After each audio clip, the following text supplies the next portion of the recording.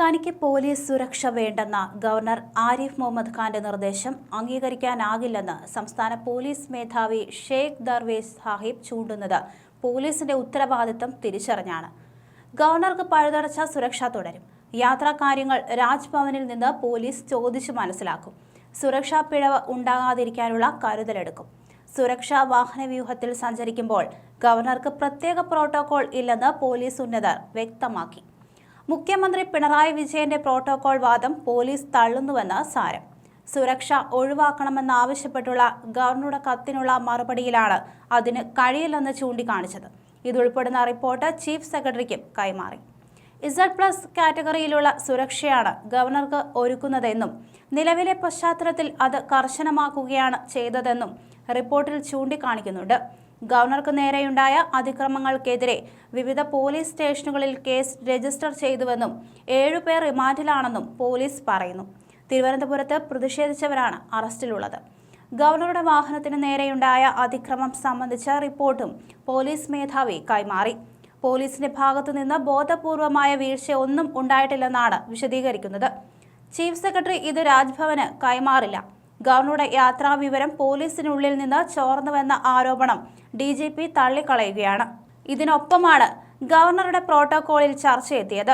ഗവർണർക്ക് Z+ സുരക്ഷ ഒരുക്കുന്ന പോലീസുകാരും ഒപ്പം സഞ്ചരിക്കുന്ന സുരക്ഷാ ഉദ്യോഗസ്ഥരും എന്തു ചെയ്യണം, എന്തു ചെയ്യരുത് എന്നാണ് അവർക്കുള്ള നിർദ്ദേശങ്ങളിൽ വ്യക്തമാക്കിയിട്ടുള്ളത്.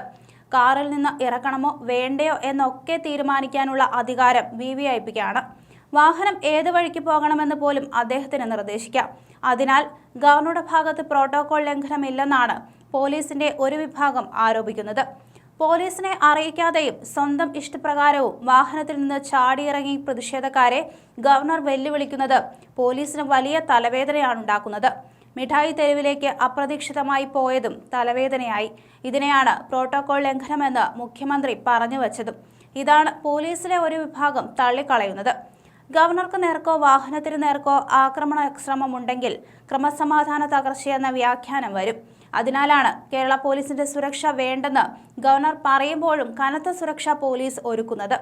കഴിഞ്ഞ ദിവസവും ഗവർണർ ആരിഫ് മുഹമ്മദ് ഖാന്റെ വാഹനവ്യൂഹത്തിന് നേരെ ചാടി വീണ SFI പ്രവർത്തകർ കരിങ്കൊടി കാണിച്ചു. തിരുവനന്തപുരം ഗവൺമെന്റ് ഡെന്റൽ കോളേജിൽ ചികിത്സ തേടി അദ്ദേഹം മടങ്ങും വഴി ഇന്നലെ ഉച്ചയ്ക്ക് 12ഓടെ പട്ടത്തായിരുന്നു അപ്രതീക്ഷിത നീക്കം.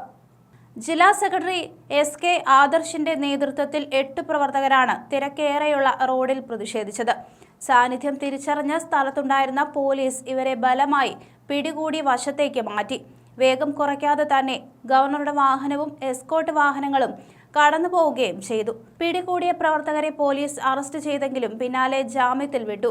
രാജ്ഭവനിൽ നിന്ന് ഡെന്റൽ കോളേജിലേക്ക് പോകുമ്പോൾ പ്രതിഷേധമുണ്ടായില്ല. എന്നാൽ കോളേജിൽ SFI ബാനറും പ്ലക്കാർഡുകളും ഉയർത്തിയിരുന്നു. ഞങ്ങൾക്ക് ചാൻസലറെയാണ് വേണ്ടത്, സവർക്കറെയല്ല എന്നെഴുതിയ കറുത്ത ബാൻഡുകളുമായി പ്രവർത്തകർ അണിനിരന്നെങ്കിലും ഗവർണറുടെ അടുത്തേക്ക് വരികയോ മറ്റു രീതിയിൽ പ്രതിഷേധിക്കുകയോ ചെയ്തില്ല.